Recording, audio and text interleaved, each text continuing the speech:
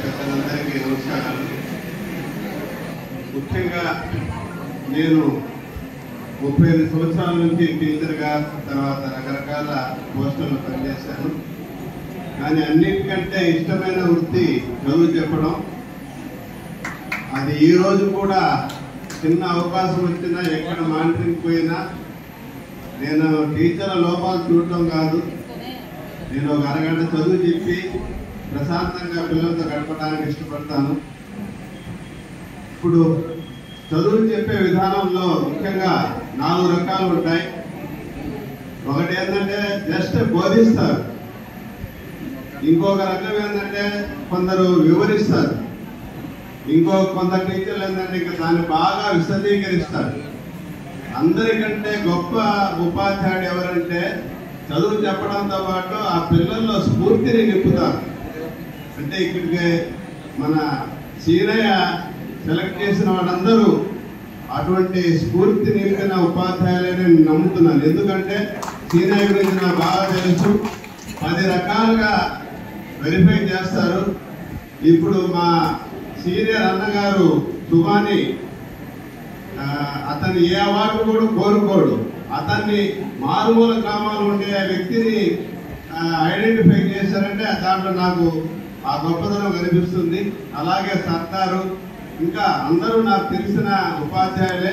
ఒకసారి చూశాను, అందరూ కూడా చాలా గొప్ప టీచర్లను సెలెక్ట్ చేసిన దానికి సీనియర్కి అభినందనలు తెలియజేస్తూ, ముఖ్యంగా ఈరోజు ఉపాధ్యాయ దినోత్సవం రోజు మన మాజీ రాష్ట్రపతి స్వర్గీయ అబ్దుల్ కలాంని మనం గుర్తు చేసుకోవాలి. ఎందుకంటే ఆయన ఎన్నో నిద్రాహారాలు మాని మన దేశానికి ఎంతో టెక్నాలజీ అందించినప్పటికీ, రాష్ట్రపతిగా పనిచేసిన ఆయన చివరి రోజుల్లో చదువు చెప్పడం అంటే ఆయనకుండే ఇష్టాన్ని చదువు చెప్తూనే ప్రాణాన్ని వదిలాడు.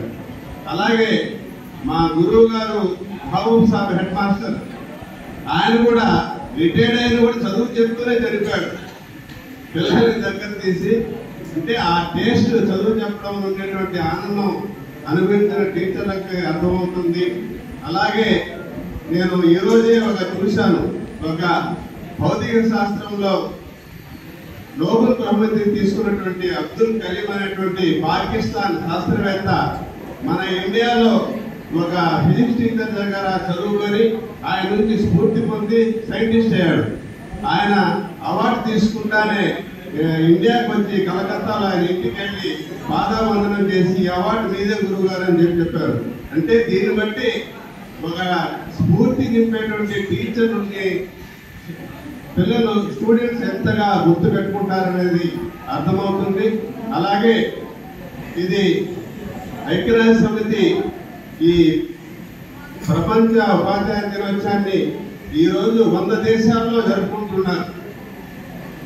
అంటే ఇక్కడ మెయిన్ ఏంటంటే టెక్నాలజీ చదువుల్లో ఇంకా క్వాలిటీగా చెప్పే విధంగా మనం ఒక దేశం నుంచి ఇంకో దేశానికి ఇది మార్పులు తీసుకొచ్చి ఇంకా మన దేశంలో వేరే దేశాల కంటే ఇంకా మనం గొప్పగా చదువు చెప్పే విధంగా స్ఫూర్తిని పొందాలని, మంచి స్టూడెంట్స్ తయారు చేయాలని చెప్పేసి కోరుకుంటూ, ఇంకోసారి ఈ అవార్డు పొందే అందరి టీచర్లకి పేరు పేరున శుభాకాంక్షలు తెలియజేస్తూ ఈ అవకాశం ఇచ్చిన